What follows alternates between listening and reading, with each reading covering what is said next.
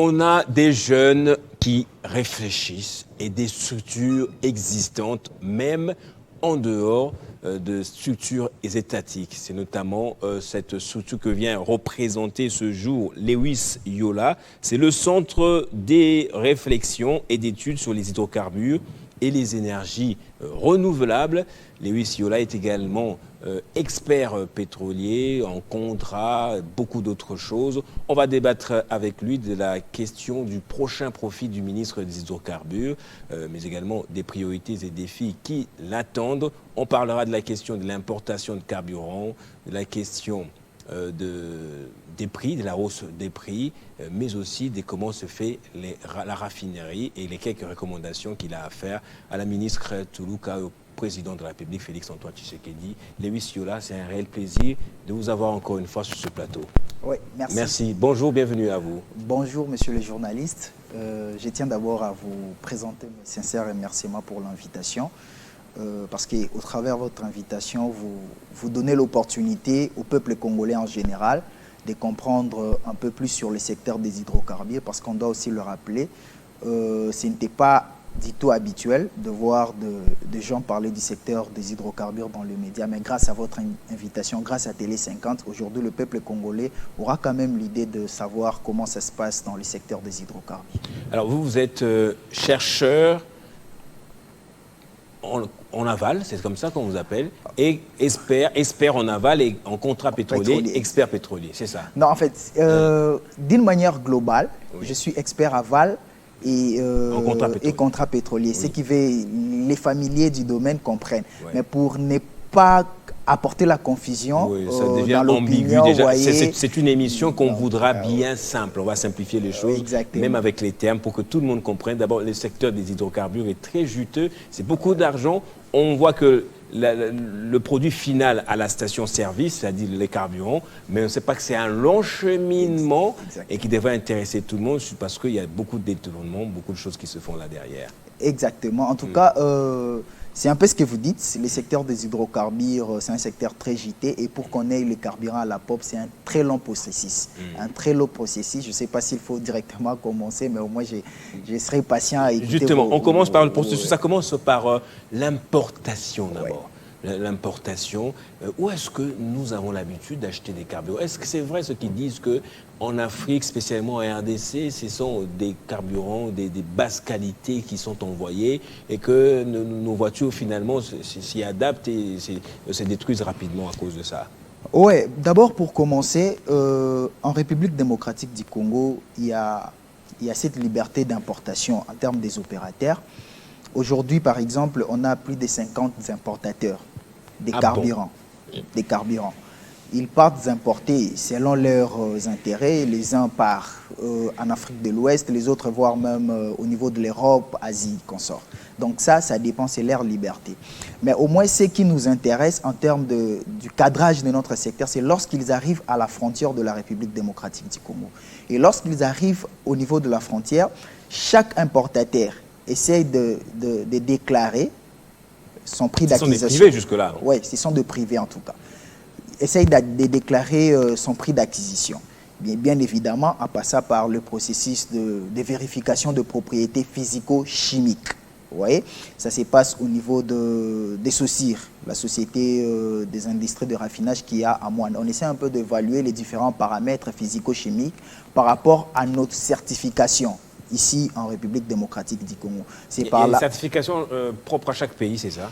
Bon, il y a des normes, il y a des standards internationaux, mais aussi il y a des éléments locaux. Par exemple, à ce qui concerne la couleur, chez nous c'est la couleur rouge et ce n'est pas une obligation. Au Congo, par exemple, en Angola, ça pourrait être, l'essence pourrait être, c'est la couleur jaune, si je ne m'abuse pas. Et cela n'apporte en rien en tête à la qualité. Parce que ça n'a aucune incidence sur la qualité. Ça n'a aucune incidence. Parce que des fois, quand je marche, j'écoute les gens te dire que non, l'essence de bonne qualité doit être de la couleur rouge. Ça dépend. Ça, ce n'est que dans notre pays, on a choisi ça pour essayer un peu de tracer les carburants. Ah, ok. Vous voyez, pour essayer un peu de tracer. Pour des raisons de souveraineté, des traçages, tout Ah ça. ouais, c'est normal. Et maintenant, lorsque le carburant arrive, on essaie un peu de voiler tous ces paramètres-là, coloration, tout ça. Il y a des éléments, par exemple, l'indice d'octane qui essaie un peu de voir si l'essence aura une incidence sur la qualité de moteur, tout ça. On essaye d'évaluer tout ça. Une fois c'est OK, Saussure essaye de renvoyer ça au niveau des logisticiens parce qu'on doit se dire, il y a des acteurs dans les secteurs des hydrocarbures. Nous avons les importateurs, les gens qui ont amené leurs carburants, et nous avons les logisticiens, les gens qui gèrent ça. Et jusque-là, nous avons pratiquement 4 logisticiens. Nous avons Saussure, nous avons SEP Congo, nous avons l'Erescom Petroleum, l'entreprise de l'EDIA, et nous avions Kuntwala. C'est une entreprise qui a connu des problèmes, c'est à Boma. Kuntwala, il a connu des problèmes, maintenant là, il est presque à l'arrêt. Et ces 4 logisticiens-là gèrent ces carburants qui est venu. Lorsqu'ils gèrent, au nom des importateurs, parce que ça ne leur appartient pas. SEP Congo n'a pas de carburant, même 1 litre, SEP Congo n'en a pas. Okay. Ça appartient aux importateurs. Ils gèrent au nom des importateurs. Et ils ne rachètent pas sur le moment là, non, ils ne rachètent pas. Ceux qui rachètent, ce sont des distributeurs. D'accord. Vous voyez, des distributeurs, par exemple, KM Oil. Vous voyez, KM Oil part négocier avec l'importateur. Il négocie, il signe les contrats et l'importateur appelle SEP Congo pour qu'il donne à l'entreprise distributrice qui a acheté pratiquement. Et c'est comme ça que ça se passe. Et SEP Congo facture le service. Il y a aussi une chose qu'on doit se le dire. Et le gouvernement dans tout ça a un œil. Maintenant, il intervient à quel moment? Maintenant, le gouvernement intervient à quel moment? Lorsqu'on importe le carburant, on a un système d'importation, je peux dire, presque singulier. Ça n'existe presque plus au monde. Oh. Ça n'existe plus. C'est un système d'importation sous douane. Qu'est-ce que ça veut dire? Lorsque le produit entre dans le territoire national, les importateurs ne payent pas la douane. Donc ça entre pratiquement gratuitement. C'est lorsqu'ils vendent leurs produits, c'est à ce moment-là qu'ils reviendront pour payer la douane. Pourquoi nous sommes arrivés là? Bien que c'est un système que nous sommes en train de travailler pour que ça... C'est un post-paiement, oui. Oui, c'est un post-paiement. Pourquoi? Parce qu'à un certain moment, lorsqu'il y avait la rébellion de M. Laurent Désiré Kabila, le pays était déclaré un pays en guerre et sur le plan international, les investisseurs ne voulaient plus venir. Vous voyez, ne voulaient plus venir au regard de la sensibilité du risque qu'il y a dans le produit pétrolier. Ils ne voulaient plus. Maintenant, pour séduire les investisseurs, on a adopté ce système-là. C'est-à-dire, amenez vos produits, vous n'allez rien payer. Lorsque vous allez vendre, c'est-à-dire, c'est un risque partagé. Garanties, quoi. Vous voyez, lorsque vous allez vendre, c'est à ces moments. Mais depuis un certain moment, on doit se le dire, la République démocratique du Congo n'est plus un pays en guerre comme ça pouvait l'être en 1997. Donc, c'est tout à fait normal qu'on puisse militer pour qu'on puisse... un peu abandonner ces systèmes-là. Alors, si ce système perdu, je sais que vous avez beaucoup de choses à dire, je vous coupe avec mes petites questions, concédez-moi cela. Si ce système perdu, c'est parce qu'il y en a des gens qui en profitent, non? Il y a des profits derrière ça, sinon les... Oui, d'abord, le premier bénéficiaire reste les opérateurs. Ok. Je peux dire ça. Et moi, étant un opérateur pétrolier, ça m'arrange quand on me dit je vais payer après. Okay. Ouais, ça m'arrange. Donc, ils sont le premier bénéficiaire. Et je pense que c'est normal pour eux qu'ils travaillent même en coulisses pour que ce système perdure. C'est normal. Nous devons aussi savoir une chose. Le secteur pétrolier, c'est un secteur qui gère pas mal d'intérêts. Vous voyez? Et c'est un secteur où les lobbies sont très puissants. Et quand il y a des intérêts, ils s'y mettent. Ils n'hésitent même pas à faire intervenir la géopolitique. J'ai travaillé, quand j'étais encore étudiant, dans ma mémoire, j'ai travaillé sur la géopolitique pétrolière observée dans l'industrie des hydrocarbures. J'ai compris, c'est que c'est une entreprise pétrolière. Et ils ne reculent devant rien face à leurs intérêts. Ouais. Et donc, je pense qu'on pourrait aborder ces sujets-là particuliers sur la géopolitique des entreprises pétrolières un peu plus tard. Alors, donc, il y a des logisticiens, qui gèrent le pétrole et les distributeurs qui vendent dans les différentes stations-service. Alors, la gestion du prix, la structuration, on fait les calculs à partir de quel moment maintenant? Parce que là, juste que cette réflexion nous permet de connaître les priorités qui attendra le prochain ministre. Exactement. Comment ça se passe? Déjà en 2001, il y a des arrêtés qui ont été signés. Un arrêté qui a institué les comités chargés du suivi de prix des carburants. Il y a un autre arrêté qui a été signé pour essayer un peu d'expliciter le mécanisme dans lequel on peut réviser la structure de prix. Et dans cet arrêté, qu'est-ce qui a été dit? L'arrêté qui gère les processus de révision. On a reconnu 3 éléments pour essayer un peu de modifier la structure des prix. Donc, parmi ces 3 éléments, nous avons un élément exogène et nous avons des éléments endogènes. Un élément exogène, c'est le prix moyen frontière. Le prix moyen frontière, dans des termes simples, on dira le prix d'acquisition des importateurs. Le prix que les importateurs ont acquis le produit pétrolier. Ça, c'est un élément exogène. Cet élément ne dépend pas de la République démocratique du Congo. Ça ne dépend pas de nous. Nous avons des éléments endogènes. Ces 2 éléments peuvent dépendre de nous ou soit dépendre de nous à une certaine mesure. Nous avons le taux d'échange et le volume commercial. Pourquoi je dis que ce sont des éléments endogènes? Parce que les taux d'échange dépendent de différentes réalités internes aussi. Ouais.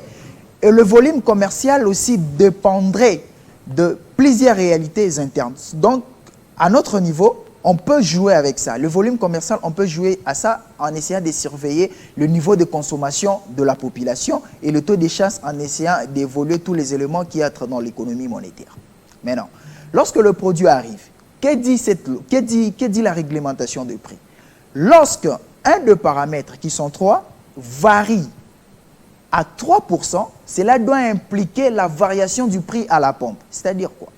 Si le PMF, les prix d'acquisition à l'international, varie de 5%, automatiquement au niveau de la pompe, il faut qu'il y ait variation du prix. S'il faut prendre un exemple simple, si le prix à l'international de PMF pour 1 mètre cube se vendait à 1 000 $ et qu'il y a variation de 5%, par exemple, on commence à acheter ça à 1 010 $, automatiquement, il faut qu'il y ait variation à la pompe. C'est ce qui se passe généralement. Maintenant, il se pose un problème de calculer les proportions. Si, par exemple, le PMF varie de 5% à l'international, à combien de pourcents le PMF doit influencer le prix à la pompe? 5% aussi. Ça, c'est ce que vous pouvez dire, visiblement. Un profane comme moi peut dire. C'est ce que vous pouvez dire généralement. Mais si on essaie un peu d'entrer en profondeur, on essaie par exemple de se dire, on achète aujourd'hui les carburants à 3 900 francs par exemple. 3 990, ça c'est dans la zone CID. Ici, c'est acheté approximativement à 3 200 quelque chose comme ça, si ma mémoire elle est bonne. C'est acheté à 3 200 quelque chose comme ça. Lorsqu'on achète le prix des carburants d'essence, ouais, il y a une proportion qui représente le PMF dans ce prix-là. Il y a une proportion qui représente les frais de distribution. Il y a une proportion qui représente la parafiscalité et la fiscalité ainsi que la marge bénéficiaire. Maintenant, dans ce prix-là, de 3200, ça dépend de la zone fiscale, l'État congolais dans la rubrique fiscale, il n'y a que 10%. C'est là maintenant que moi je contredis les gens qui estiment que la fiscalité est très grande dans la fixation de prix des carburants. C'est très faux. La proportion du PMF est plus grande parce qu'elle représente presque 40% du prix vendu à la pompe. Et le frais de distribution représente aussi presque 40%. La fiscalité, la parafiscalité ainsi que la marge ne se distribuent que le 20%. Donc, ce qui veut dire, on ne gagne pas beaucoup de choses. On ne gagne presque rien. L'État ne gagne presque rien. À 1 litre vendu à 3 200 francs congolais, l'État a droit à 32 francs. Et à 320 francs congolais, 10% presque. Vous voyez? Maintenant, il y a aussi un problème. Lorsque l'État capture les 10% en termes de fiscalité, parafiscalité, c'est renversé encore sous forme de subventions. En d'autres termes, aujourd'hui, en République démocratique du Congo, et je mets quiconque a défi, expert de l'économie, finance ou hydrocarbures, aujourd'hui, on doit se le dire, l'aval pétrolier congolais ne rapporte rien à la République démocratique du Congo. Au contraire, on est tombé dans la fiscalité négative. À cause des C'est-à-dire quoi? subventions. À cause des subventions. Tout ce que les 10% que l'État capture sous forme de fiscalité est renversé sous forme de la subvention, avec une perte aussi. Parce que tout ce que nous captons, c'est moins pour payer la subvention. Il faudrait que l'État ajoute. Maintenant, c'est aussi important d'expliquer pourquoi on subventionne. On subventionne le carburant pour 3 raisons. La première raison, c'est à cause des charges opérationnelles. On doit se le dire. Nul n'ignore que, par exemple, l'essence, c'est un produit volatile. Vous êtes importateur, M. Gaëtan. Vous amenez 10 litres au niveau de CEP Congo. CEP Congo reçoit 10 litres. On note 10 litres.